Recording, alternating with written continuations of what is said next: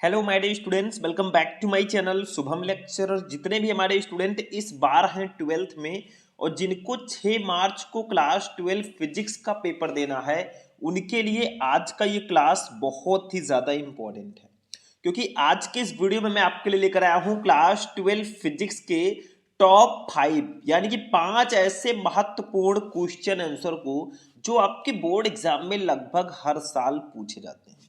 ये जो क्वेश्चन मैं आज के इस क्लास में आपको बताने वाला हूं आपके सामने है। देखो कितनी बार ये सारे क्वेश्चंस आपके बोर्ड एग्जाम में आ चुके हैं। सर्किट से रिलेटेड हम न्यूमेरिकल भी पढ़ेंगे, उसके बाद में हम देखिए सारे के सारे जो क्वेश्चन पढ़ेंगे सब बहुत ही ज्यादा इंपॉर्टेंट है। आप लोग खुद देख सकते हो कितनी बार आपके ये एग्जाम में आ चुके हैं। ये क्वेश्चन आपके 1 नंबर 2 नंबर और 3 नंबर वाले क्वेश्चन होंगे। आप इस क्वेश्चन को अगर देखेंगे तो ये कई बार आपके एग्जाम में आया है। पहले हम इसको पढ़ेंगे, इसको सॉल्व करेंगे, ठीक है।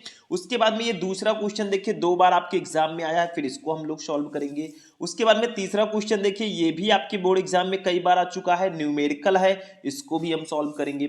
फिर देखिए ये वाला क्वेश्चन जो है चौक कुंडली, बहुत इंपॉर्टेंट क्वेश्चन है, हर साल एग्जाम में आता है, इसको हम पढ़ेंगे। फिर हम पढ़ेंगे विद्युत चुंबकीय स्पेक्ट्रम। तो ये पांचों क्वेश्चन आज के इस वीडियो में हम डिस्कस करने वाले हैं। 1 नंबर 2 नंबर और 3 नंबर में अक्सर ये पूछे जाते हैं। बस इन 5 प्रश्नों को पढ़ लो भैया, हर साल एग्जाम में आते हैं। और अब फिजिक्स की होगी बेहतरीन तैयारी, यानी कि अगर आपको 6 मार्च को फिजिक्स का पेपर देना है भैया तो इस वीडियो को एक बार जरूर देख लेना। तो चलिए स्टेप बाय स्टेप हम एक एक क्वेश्चन को पढ़ते हैं। बस वीडियो को आप लोग ज्यादा से ज्यादा लाइक करना, चैनल को सब्सक्राइब करना, ताकि ऐसे ही क्लासेस में आपको प्रोवाइड कराता रहूं। तो देखिए सबसे पहले हम लोग पढ़ेंगे अपने फर्स्ट वाले क्वेश्चन को। देखो क्वेश्चन बहुत खास है क्योंकि ये न्यूमेरिकल है हमारे प्रत्यावर्ती धारा चैप्टर का, और इससे पहले भी मैं ऐसे ही क्लासेस आपको प्रोवाइड करा चुका हूं मोस्ट इंपोर्टेंट क्वेश्चंस की, तो जाकर देख लेना प्ले लिस्ट में, ठीक है। देखो क्वेश्चन पढ़ो। दिए गए परिपथ में प्रत्यावर्ती स्रोत का विद्युत वाहक बल ज्ञात कीजिए। आपको ये एक सर्किट दिया गया है, ठीक है। इसमें आपकी 3 चीजें हैं, एक तो आपका प्रतिरोध है, एक आपका प्रेरकत्व है और एक धारिता है, ठीक है। इतनी चीज समझ में आई। तो प्रतिरोध पर जो विभव है वो 40 वोल्ट है, धारिता पर संधारित्र पर जो विभव है 20 वोल्ट है, और जो हमारा प्रेरकत्व पर विभव है वो 50 वोल्ट है। आपको निकालना है प्रत्यावर्ती स्रोत का विद्युत वाहक बल। बहुत इंपॉर्टेंट क्वेश्चन है। तो हम लोग जो जो हमें दिया गया है उसको हम पहले यहां पे लिखेंगे, ठीक है। जो जो हमको दिया गया है सबको लिखेंगे, आप साइड में भी लिख सकते हैं, कोई दिक्कत नहीं है। देखो हमें सबसे पहले इस प्रतिरोध पर विभव दिया गया, यानी कि इसको लिखेंगे V का मतलब विभव, R का मतलब रेसिस्टेंस, यानी कि प्रतिरोध पर जो हमें विभव दिया गया है वो दिया गया है 40 वोल्ट। 40 वोल्ट दिया गया है, ठीक है। उसके बाद में हमें दिया गया है इस संधारित्र पर विभव, ठीक है। तो इसको हम लोग लिखेंगे VC, क्योंकि धारिता को हम C से डिनोट करते हैं। तो VC इक्वल टू हमें दिया गया है 20 वोल्ट। उसके बाद में हमें दिया गया है प्रेरकत्व पर विभव, यानी कि VL, प्रेरकत्व को L से डिनोट करते हैं, तो VL हमें दिया गया है 50 वोल्ट। हमें निकालना है परिणामी विभवांतर या फिर प्रत्यावर्ती स्रोत का विद्युत वाहक बल। हमें परिणामी विभव निकालना है, मतलब विद्युत वाहक बल का मतलब परिणामी विभव हमें निकालना है। तो इसको कैसे निकालोगे, ध्यान से समझना। ये हमारा LCR परिपथ है, क्योंकि देखो इसमें प्रेरकत्व तो है L, धारिता है C और प्रतिरोध है R। तो इसको हम लोग बोलेंगे LCR सर्किट, ठीक है। तो अब हम देखिए यहां पे लिखेंगे LCR परिपथ में, LCR परिपथ में, ठीक है। LCR परिपथ में। अब LCR परिपथ में हम लोग निकालेंगे परिणामी विभवांतर। जो परिणामी विभवांतर आएगा ना वही इसका भैया प्रत्यावर्ती स्रोत का विद्युत वाहक बल होगा। तो परिणामी विभवांतर, इसका एक फॉर्मूला होता है। फॉर्मूला क्या है, परिणामी विभवांतर जो V इक्वल टू होता है वो एक फॉर्मूला होता है। इसी फॉर्मूले पर आप लोग वैल्यूज को रख देना, आपका आंसर आ जाएगा VR² plus VL minus VC²। ये फॉर्मूला होता है भैया हमारे परिणामी विभवांतर का। देखो इसमें आपका VR² है, तो VR हमें दिया गया है, VL है, VL भी दिया गया है, VC है, VC भी दिया गया है। तो इसी पर वैल्यू आप रख दो भैया, हमारा आंसर आ जाएगा। वही जो आंसर आएगा वही हमारा सही आंसर भी होगा। तो V इक्वल टू हमारा हो जाएगा, देखो अंडर रूड VR² है। VR की वैल्यू ऊपर देखो कितनी दी गई है, VR प्रतिरोध पर विभव है 40 वोल्ट, तो यहां पे हम लिख देंगे 40 का स्क्वायर, ऐसे कर देंगे, प्लस VL की वैल्यू हमें दी गई है 50 वोल्ट, तो 50 कर देंगे, माइनस VC की वैल्यू दी गई है 20 वोल्ट, तो यहाँ पे हम इसको 20 कर देंगे और इसका स्क्वायर कर देंगे। ठीक है, ऐसे कर देंगे। समझ में आया? तो इस प्रकार से हमने कर दिया। अब आगे बढ़ते हैं। तो V इक्वल टू यहाँ पे हमारा होगा, देखो ध्यान से समझना इसको क्योंकि ये बहुत इंपॉर्टेंट है।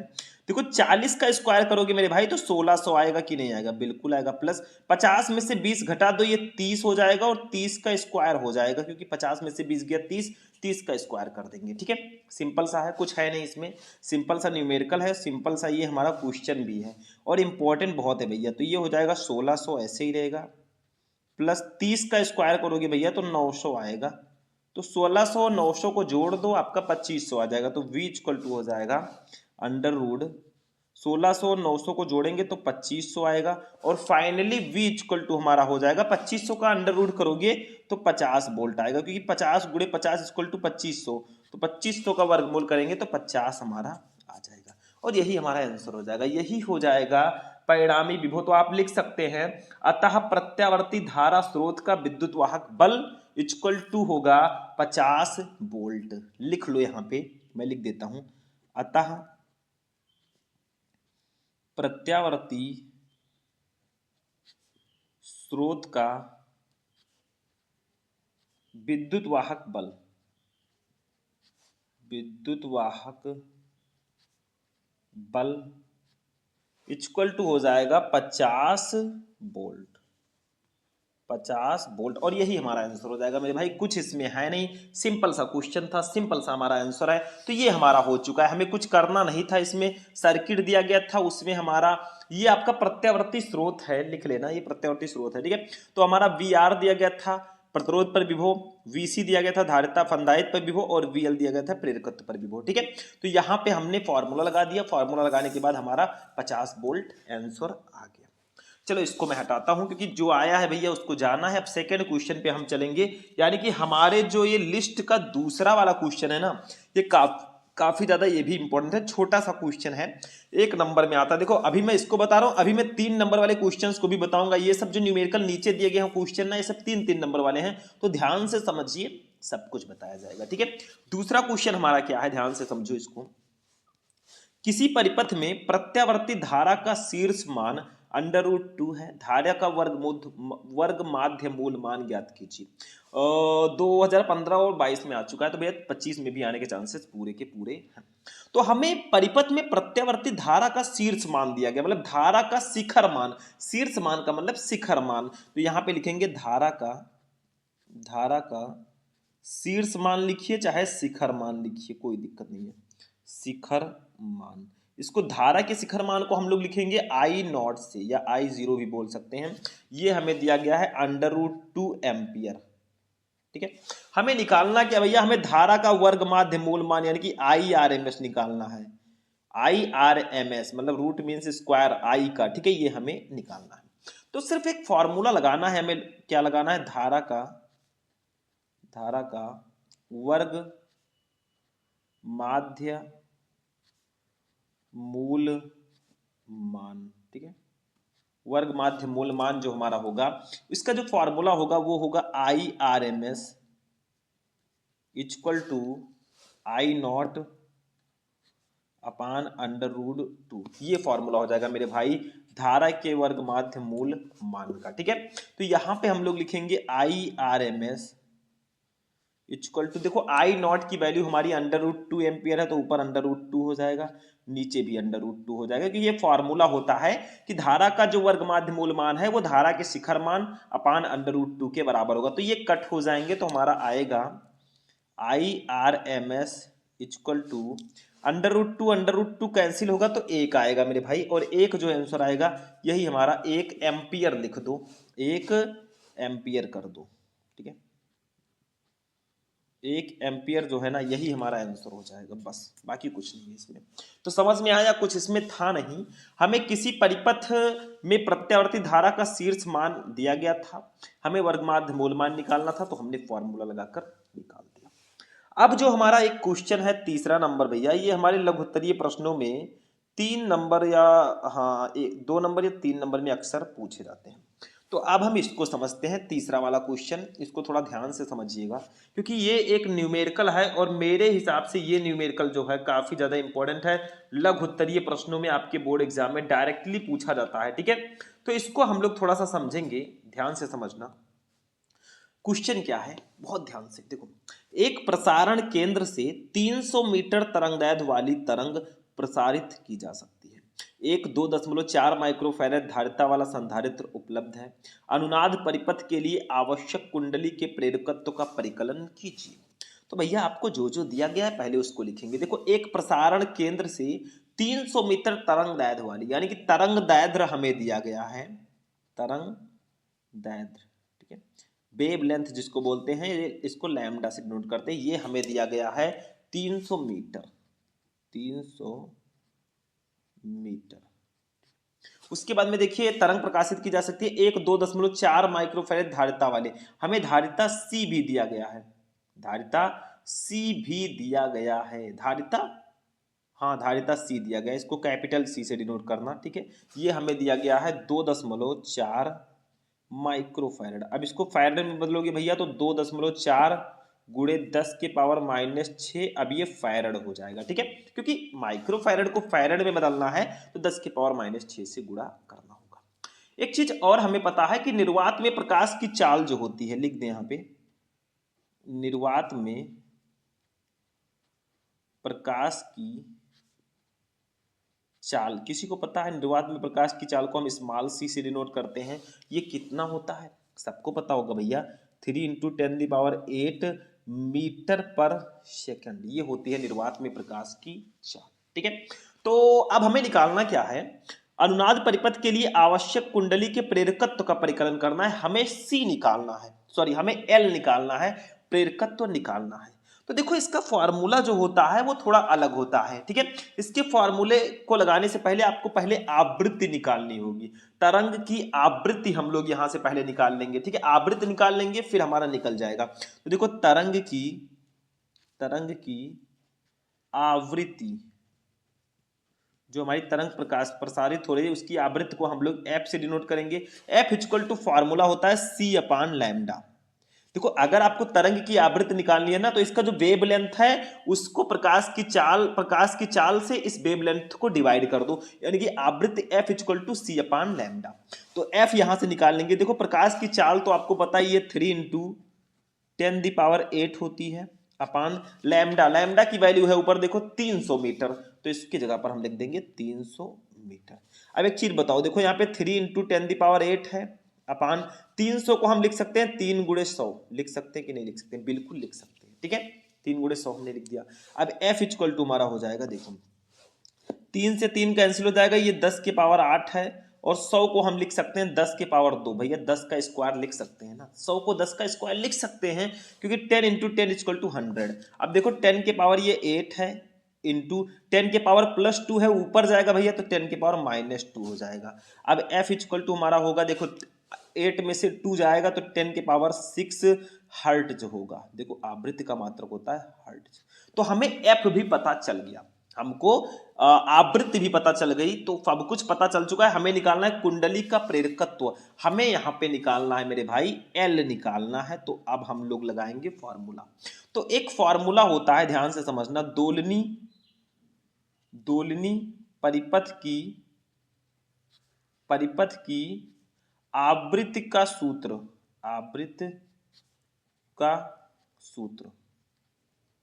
जो हमारा होता है वो होता है एफ इक्वल टू फॉर्मूला होता है 1/2π√LC। ये फॉर्मूला होता है भैया दोलनी परिपथ की आवृत्ति का एक फॉर्मूला होता है एफ इक्वल टू 1/2π√LC। यहां से हम करेंगे क्या, ध्यान से समझना, इस √LC को हम इधर ले जाएंगे, एफ को यहां ले आएंगे। तो देखो √LC हमारा तो इधर आ जाएगा, ठीक है, और इस साइड में हो जाएगा 1/2πf, 2πf हो गया, ठीक है। इस साइड में 1/2πf हो जाएगा क्योंकि ये f यहां पे आएगा। अब एक चीज और बताओ, देखो अगर यहां से हम अंडर रूट को हटाना चाहें तो अगर इधर अंडर रूट हटाते हो तो इधर भैया स्क्वायर हो जाएगा सबका। तो देखो 1 का स्क्वायर होगा तो 1 ही होगा, 2πf का स्क्वायर होगा तो हम लिख देंगे 2πf का स्क्वायर, ठीक है, ये हो गया। समझ में आया? क्योंकि अगर आप इस अंडर रूट को हटाते हैं इस साइड में तो इधर स्क्वायर लगेगा ही लगेगा, ये नियम है। ठीक है, अब यहां से हमें एल निकालना है, तो एल इक्वल टू हमारा हो जाएगा 1/2 पाई एफ का स्क्वायर, ठीक है, इंटू सी, इंटू सी, ये फॉर्मूला हो जाएगा। अब हम सारी वैल्यूज को रख देंगे, हमारा एल निकल आएगा। देखो कैसे रखेंगे, देखो 1/, अब यहां पे 1 लिखेंगे, देखो 2 पाई की वैल्यू एक होती है 3.14 होती है, गुणे एफ, एफ की वैल्यू हमने निकाली है यहाँ देखो 10 की पावर 6, तो यहाँ पे हो जाएगा 10 की पावर 6। देखो न्यूमेरिकल है भैया, पापड़ बेलना पड़ेगा, इंटू सी है धारिता, धारिता की वैल्यू हमें दी गई है शायद ये इस पेज में, देखो ये 2.4 गुणे 10 की पावर -6, तो यहाँ पे लिख देंगे 2.4 गुणे 10 की पावर -6। ठीक है, इतना हो गया। अब हमें एक पेज और यूज करना पड़ेगा मेरे भाई, तभी ये सॉल्व होगा। ठीक है, न्यूमेरिकल थोड़ा सा लॉन्ग है, लेकिन 3 नंबर या 2 नंबर में अक्सर आता है। ठीक है, अब देखो यही वाला हम सॉल्व कर लेंगे, एल इक्वल टू हमारा हो जाएगा, ध्यान से समझना, ये बारीकी से समझो क्योंकि ये न्यूमेरिकल है भैया। ठीक है, 1/, देखो 2 का, अब इसका स्क्वायर लगा है, इन सबका स्क्वायर है, तो 2 का स्क्वायर होगा तो ये 4 हो जाएगा। 3.14 है, इनका जब आप स्क्वायर करेंगे तो ये लगभग 9.86 आएगा, गुणे 10 की पावर 6 है, इसका स्क्वायर करेंगे तो 10 की पावर 12 आएगा, गुणे 2.4 है तो 2.4 हो जाएगा, गुणे 10 की पावर -6 है तो -6 हो जाएगा। इतना समझ में आ गया? समझ में आ गया, कुछ करना नहीं, इन सबका स्क्वायर कर देना है। अब समझो, यहां से सॉल्व करो भाई, थोड़ा लॉन्ग है मैं बोल रहा हूं, सिर्फ फॉर्मूला समझो तब हो जाएगा। तो 1/, ठीक है, ये 4 गुणे, हाँ एक काम करो, 4 है, ये 9.86 है, इनका गुणा कर दो भैया। 4 का जब 9.86 से गुणा करोगे तो ये लगभग आएगा 39.44 अप्रॉक्स आ जाएगा, इतना आएगा। ठीक है, इंटू 2.4 को इधर ले आते हैं, इंटू ये 10 के पावर 12 है, ये -6 है भैया, 12 में से 6 चला जाएगा तो ये 10 के पावर 6 बचेगा। ठीक है, इतना बचा, देखो 12 में से 6 जाएगा तो 10 के पावर 6 बचेगा, ये प्लस में माइनस में घट जाएंगे। ठीक है, इतना समझ में आया?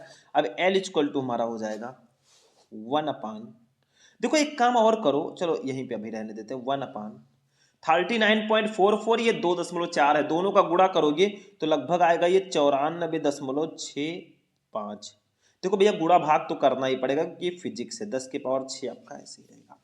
अब एक काम और करते हैं हम लोग, कौन सा काम करेंगे, ध्यान से समझो, बहुत ध्यान से समझना, तभी ये न्यूमेरिकल आप सॉल्व कर पाओगे। देखो ऊपर करेंगे 10 से गुणा और नीचे भी करेंगे 10 से गुणा, थोड़ा आसान हो जाए। तो देखो एल इक्वल टू हमारा हो जाएगा, एल इक्वल टू, देखो ध्यान से समझो, ध्यान से समझना, बहुत ध्यान से, 1/, ऊपर 10 हो जाएगा, ऊपर 10 हो जाएगा और नीचे आपका क्या हो जाएगा, देखो ये 94.65 है, इसका 10 से गुणा कर दो, या फिर आप एक काम करो, इसके ऊपर एक है ही 6 और एक 7 को जोड़ दो, तो ये हो जाएगा 94.65 गुणे 10 के पावर 6 और एक 10 के पावर 7 हो जाएगा। ठीक है, इतना हो गया, समझ में आ रहा है? अभी समझो, मैं ट्रिक बता रहा हूं।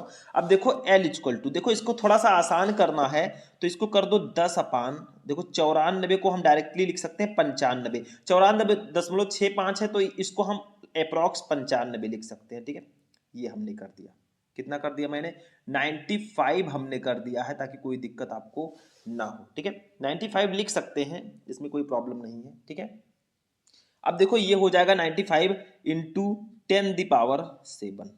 ठीक है, इतना है।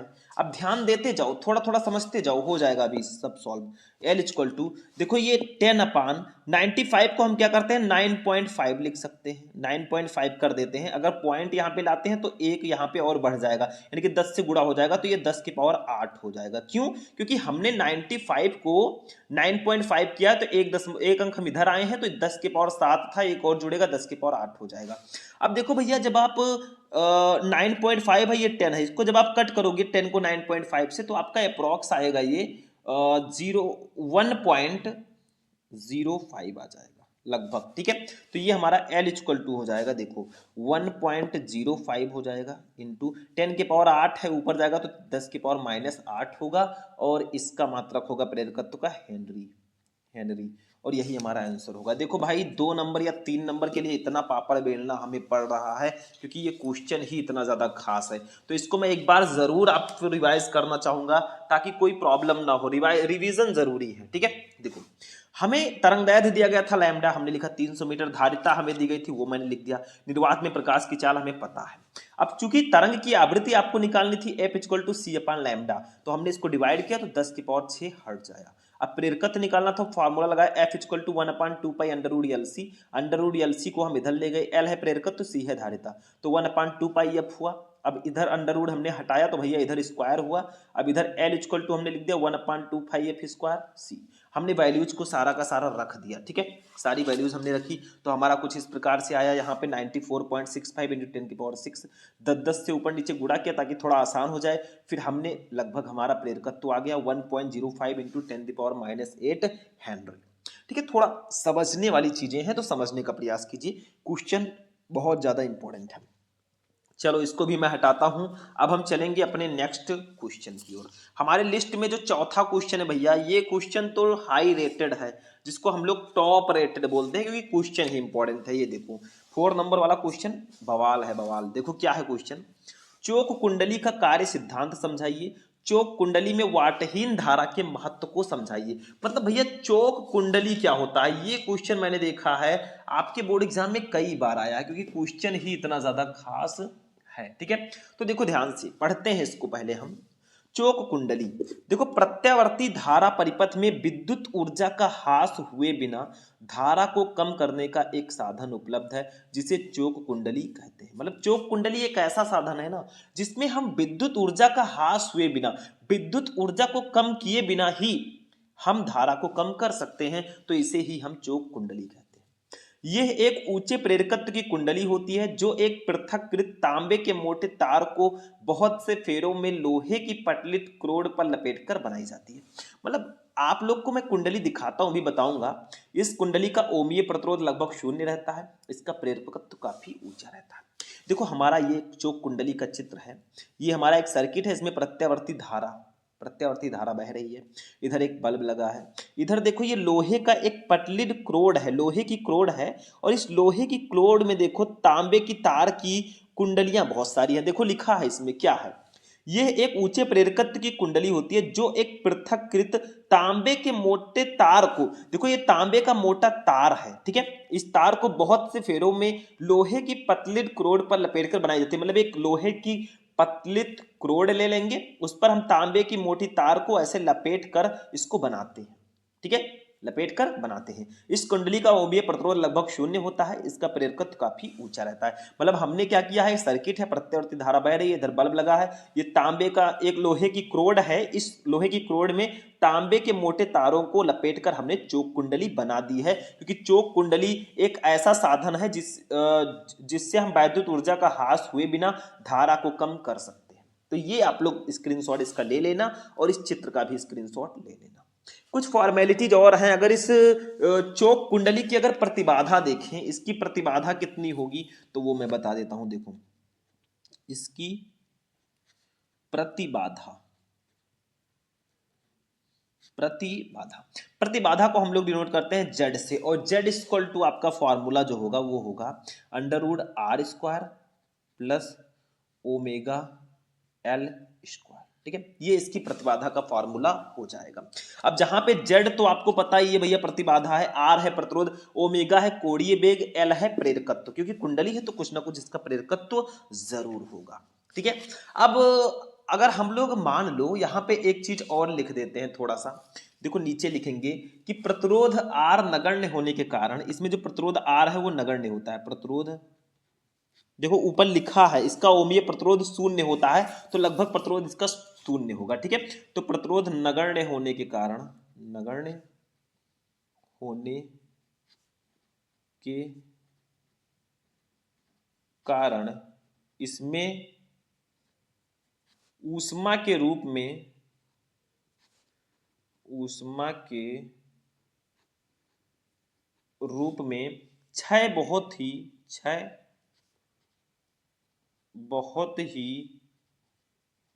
कम होता है, ठीक है। तो इस इसका जो प्रतिरोध है ना चौक कुंडली का वो नगण्य होता है। प्रतिरोध R जो है वो नगण्य होने के कारण या शून्य होने के कारण इसमें ऊर्जा के रूप में क्षय बहुत कम होता है। ठीक है, तो LR परिपथ में औसत शक्ति अगर हम लोग निकालें, इसमें लिखेंगे हम लोग कि LR परिपथ में औसत शक्ति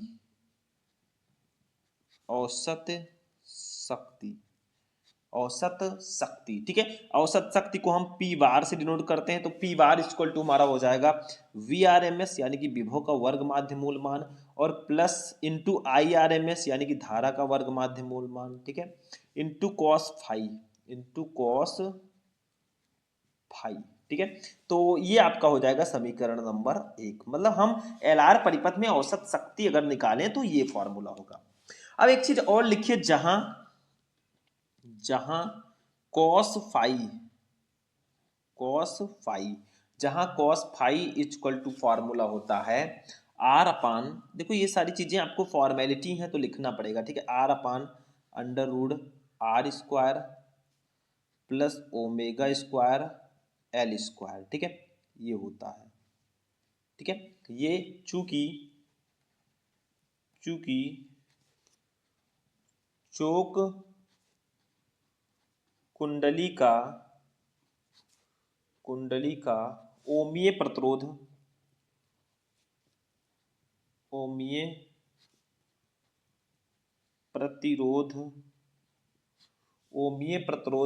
लगभग शून्य